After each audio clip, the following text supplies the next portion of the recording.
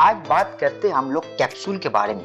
जो capsule movie Asansol Raniganj में जो शूटिंग होने वाला अक्षय कुमार का जिस कैप्सूल जो मूवी का नाम दिया गया कैप्सूल, जो जसवंत गिल के अगेंस्ट में बायोपिक का रियल स्टोरी के ऊपर एक फिल्म बनाने जा रहा है। उस फिल्म का स्टोरी पहले हम लोग जानेंगे कैप्सूल क्या है।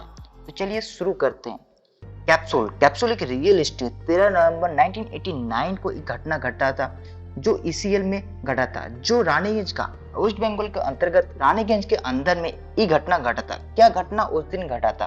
उस दिन एक जो ईसीएल का खनी के अंदर जाने के बाद 60 से 65 आदमी उसके अंदर दब गया था, मतलब जो नीचे खदान होता है उसके अंदर फंस गया था। तो 60 से 65 आदमी जब नीचे फंस गया था तब चारों तरह से आदमी घबरा गया था, किस तरह से उस सब आदमी को रिकवर कर सकते, किस तरह से उसको बचाया जा सकता है। तो तरह तरह आइडिया सब कोई ने लगाया था कि उसके जो खदान था उसके नीचे में जो फंसा हुआ था उसके साइड में गड्ढा खोदा जा सकता है या उसके ऊपर से किसी तरह से पाइप घुसा के उसको निकाल सकता है। तो कोई भी मिशन उस टाइम सक्सेस नहीं हुआ, क्योंकि गड्ढा खोदने के दौरान उस अंदर के जो आदमी फंसा हुआ है उस सब भी नीचे और फंस सकता है या उनके ऊपर दबाव पड़ सकता है, कुछ भी असर हो सकता है। तो इस तरह से सारा का सारा रास्ता बंद हो चुका था। तो इस तरह से जब जसवंत गिल जो माइनिंग इंजीनियर था, उसके एगेंस्ट में जो माइनिंग इंजीनियर था, उसने बताया कि कैप्सूल बनाएंगे, जो स्ट्रक्चर कैप्सूल की तरह देखना था। एक मीटर के स्ट्रक्चर बनाने के बाद जब स्ट्रक्चर रेडी किया तब वो कैप्सूल रेडी करवाया। जितना देर में वो कैप्सूल रेडी होके आ गया तब उस कैप्सूल से वो माइनिंग के अंदर में जितना आदमी फंसा हुआ था सबको रिकवर करने का प्रोसीजर आगे बढ़ाया। ये किस तरह से उसको रिकवर कर सकते हैं। इस कैप्सूल में एक ही आदमी अंदर बैठ सकता है या अंदर आ सकता है। तो इस कैप्सूल को उस गड्ढा के नीचे में डाल के एक एक आदमी को रिकवर करने का सिस्टम रेडी किया। तो जब माइनिंग इंजीनियर नीचे गया, जो जसवंत गिल के नाम पे जाना गया, जब गिल नीचे गया तब देखा कि सारा आदमी नीचे में फंसा हुआ। कुछ आदमी इतना घबरा गया है कि किसी को सांस लेने में दिक्कत हो रहा। उस सब आदमी को एक एक करके रिकवर किया। उस सब आदमी को जो ज्यादा घातक था, जो ज्यादा घातक था, उस सबको पहले उन लोग को पहले बचाया कि उन लोग को पहले उस कैप्सूल के अंदर डाल के ऊपर खींचा गया। तो एक हथौड़ा लेके ऊपर से नीचे में आवाज देता था, उस सिस्टम से चल रहा था।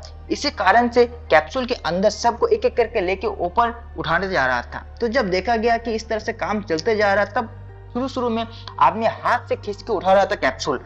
जब देखा कि इतना सारा आदमी है तब मशीन के इंतजाम किया। मशीन से फिर एक एक कैप्सूल से सब आदमी को रिकवर करते गया, काम भी वो फास्ट होते गया और आदमी भी खूब आराम से उठ रहा। भले जो टेक्निक यूज कर रहा था जसवंत गिल ने, टेक्निक जो यूज कर रहा था भले मामूली था, लेकिन वही टेक्निक लास्ट में काम आया और उस काम में सारा का सारा आदमी बी सेफ एकदम अच्छा से निकल के आ गया।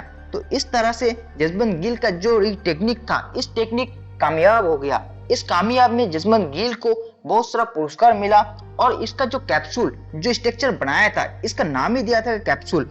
इस कैप्सूल को बनाया था जसवंत गिल ने अपना स्ट्रक्चर जो था माइनिंग इंजीनियर। तो इन्हीं के दौरान इस कैप्सूल से सारा आदमी बहुत अच्छा से रिकवर हो गया और इस तरह से रिकवर होने के बाद इनका बहुत सारा सम्मान मिला। तो इस तरह से सम्मान मिलने के बाद में इनका जो एक मामूली आदमी जो कोई क्या बोले, इनका जो ऊपर जो बायोपिक रेडी हुआ, इनका जो रियल स्टोरी था, इस रियल स्टोरी के ऊपर में अक्षय कुमार ने एक बायोपिक बनाया जो जसवंत गिल के नाम पे इतना सारा आदमी को बचाया था, किस तरह से हुआ था। इस तरह से शूटिंग करने के लिए आसनसोल या रानीगंज में जो ईसीएल है, जिस जगह में इस कांड हुआ था, उसी के ऊपर में रियल स्टोरी बायोपिक बनाने आया है अक्षय कुमार। तो उसके दौरान कुछ शूटिंग सामने आया है।